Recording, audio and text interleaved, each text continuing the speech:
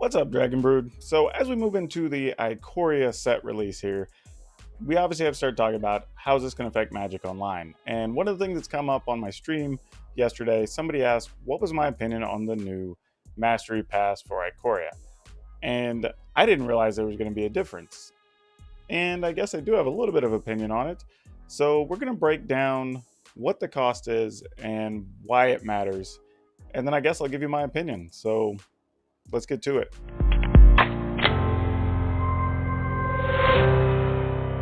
Okay, for those of you who don't know, whenever you're playing Magic Arena, we have a thing now called the Mastery Pass. Basically, you get things, rewards, just for playing for free. So occasionally you'll get up to 5 Mastery Orbs that let you build usually one of the 5 colors. You'll get to put in your 5 orbs, get the special card frames for the cards that are available in a single color. If you have the Mastery Pass, over time it'll give you enough to get all 5 colors. And there's also additional bonuses. Like you get an additional, I believe, 20 booster packs. You also get additional gold, you get additional gems, things you wouldn't get otherwise if you weren't part of the Mastery Pass program. And it's actually pretty easy to meet the goal. I mean, if you get on and play 3 times a week or so and just keep doing your dailies, you'll get enough gold, you'll hit all the checkpoints, and you should be able to get there.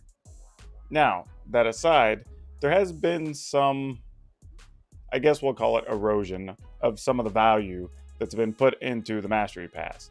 Now, the question is, how much is that value, and is the Mastery Pass still worth it? I think to have that discussion, we need to break down those parts and talk about what those are. Now, here I have this handy chart right below me here you can check out, right? So, I want to give credit to, I want to give proper credit to the correct website. That's a weird statement.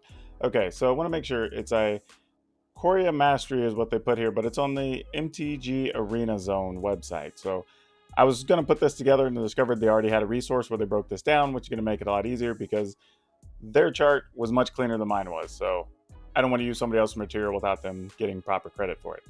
Now, that being said, they've broken down how the sets look over each of these last 3. So Ikoria, Theros, and Eldraine. And what you have here is Ikoria already comes in being a significantly shorter window.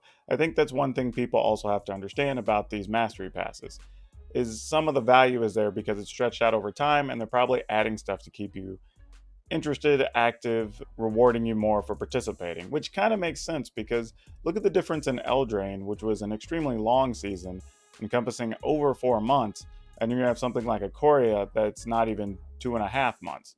So that's a very big difference, whereas Theros kind of comes in almost at the 3-month mark. So the numbers kind of make sense that you're getting less rewards. Now, could they just overload each particular day? Sure, they could. But then I think you'd also have that same argument of, say, when we have another long season like Eldraine, people would look and say, well, how come each of my days are only 200 gold rewards and they're not the 400 gold rewards we got last time? It's going to be perceived differently no matter how you look at it. And that's a little tough. But anyway, going down the list, they do have different Mastery Pass levels here. There's about 110 for Eldraine, 90 for Theros, 80 for Ikoria.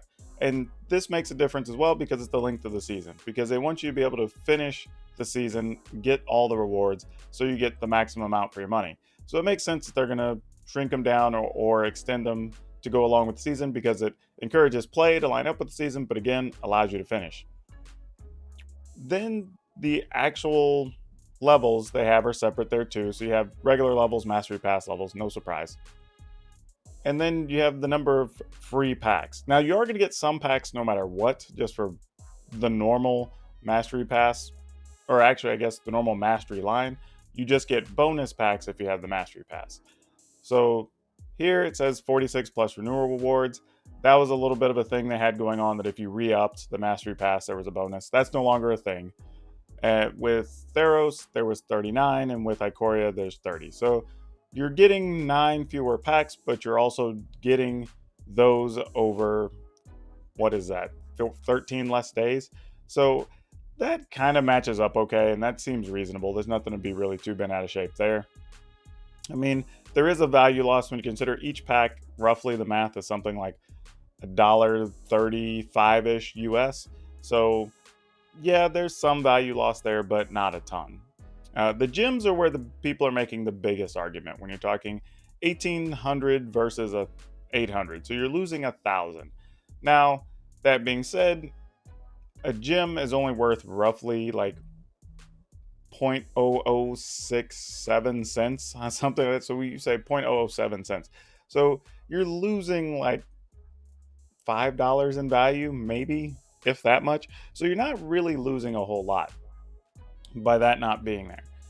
And then the gold, same as last season, where you're basically, we started out getting 10,000 gold, then it became 4,000, and then you're getting a draft token as well. And the draft token is worth 3 booster packs, obviously, because you booster draft with them, and you get to keep the cards. But then you also have whatever you win from the draft, which we're not going to count because we don't know how well you're going to do. But usually people get at least an extra pack, so it's probably worth 4 packs, I would say, at the very least. Obviously, it's worth a lot more, plus you can win gyms and whatnot, and that's a whole different thing. But even just at 4 packs, we say a pack's worth, like we said, $1.35 or so. That's not bad. That's kind of regaining some of that value there that you would have lost otherwise. So overall, what do we feel about it? Well, the Mastery Passes cost you about, we'll call it $21 or so in US dollars. So when you compare that, what does that look like? Going down the list, it's like, okay, well, with your packs that you're gaining, you're getting another 30 packs over what you would get normally. So that's $30 plus, right? So that's not bad. You're still getting your gyms, which are like another $12-ish worth of gyms, I guess.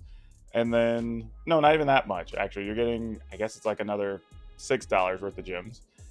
And then you get your gold, which, gold comes or goes. I haven't even done the math on what gold is because you can get a lot of it free. But you do get the draft tokens, which are another 3 packs, which another, like, we'll call it 4 packs and say somewhere north of $5, right? So that still seems like okay value, right? Like you're still getting 30 plus another, we'll call it 6 plus another 5. So you've got $40 plus there, which seems more than reasonable for putting in your 20. Now, this also doesn't count all your additional special card rewards, your card styles you get. You get at least 1 card back, possibly 2 with Ikoria. I need to look at the details again. You get the pet that you can't get any other way. I mean, there's other things you're getting. Also, I think you also get one of the special, maybe a Planeswalker avatar as well that comes with that. So there's other things you can only get as part of purchasing that as well. So if you're a completist, or you want all those other things, or you want to make your account look flashy, that's a totally reasonable thing to go in on. And you're getting plenty for your money as far as that goes. So as far as cosmetics, there's still plenty being offered. Okay, all that being said, we've done the math, right? We're saying you're still getting at least double your money over what you're putting in, which is still pretty good. Now, granted, you're only losing like $6-7 worth of value versus, well, we'll call it $7 worth of value that you would have gotten last season and you're not getting this season. But again, your season's also at least two weeks shorter. So it kind of makes sense. And again, I get it. They could front load the rewards on certain days and make some of them heavier. There is some weird situation that, because it does add small tweaks into how you can lay it, because I'm sure they're trying to set up a situation where they can just lay out the calendar for a Mastery Pass season, swap out the stuff appropriate to that season, and call it good. When you start meddling with the days and the values, then you have to go in, realign stuff, reprogram things. Like, yeah, sure, I'm sure it's minimal. It's probably like 3 days worth of work for somebody or whatever, but it's still a thing somebody would have to do and correct each time. Or they'd have to risk not correcting it going into the next set that has a longer season. The other part of that too is, like I mentioned, if you put the wrong, or if you do front load it and you make some days heavier, what you'd see in a longer season is people would complain about the individual days rewards being less, just so they equal the same amount. And I don't think they really want to do that either, because that's just a different type of feel bad. Would we like it to be more? I think absolutely. I think people always want it to be more. I think this is similar to a thing I talk to retailers about whenever they're starting their game stores. One of the things I mention them is whatever rules you think you're going to need when you start, set those in place first. Because you can start out strict and loosen up, but you can't start out loose and then become stricter. It's just not going to sit well with customers. And I think this is kind of that same case, right? People see a number, they get used to a thing, they say, okay, well, we're normally getting at least these rewards. Why are we not getting this time? Regardless of the other factors, that's what they're used to seeing. So they could have been tighter, then loosened up, and then maybe gave an explanation. But this is just where we're at. Do I get people being upset? Sure. I understand how people work. We want to have more. We've had more before. Why are we not getting the same for the same amount? I mean, there's also an argument of, okay, well, since this is 2 weeks shorter season, can this cost like, I don't know, $3 less maybe, or whatever the equivalent it is in gyms, right? That's a reasonable argument to make. Shorter seasons maybe cost less, longer seasons cost a couple dollars more.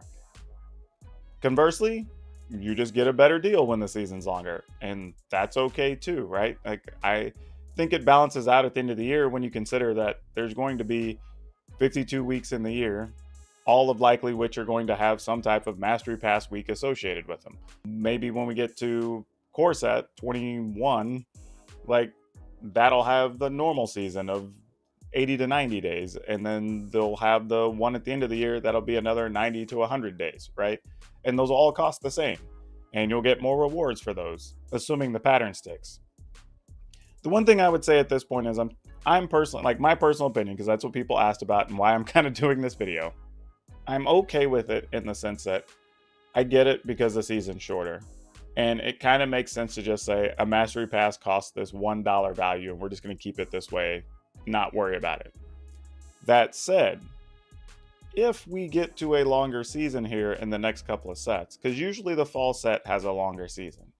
So let's say we get to, I believe it's going to be a Zendikar set come beginning of October.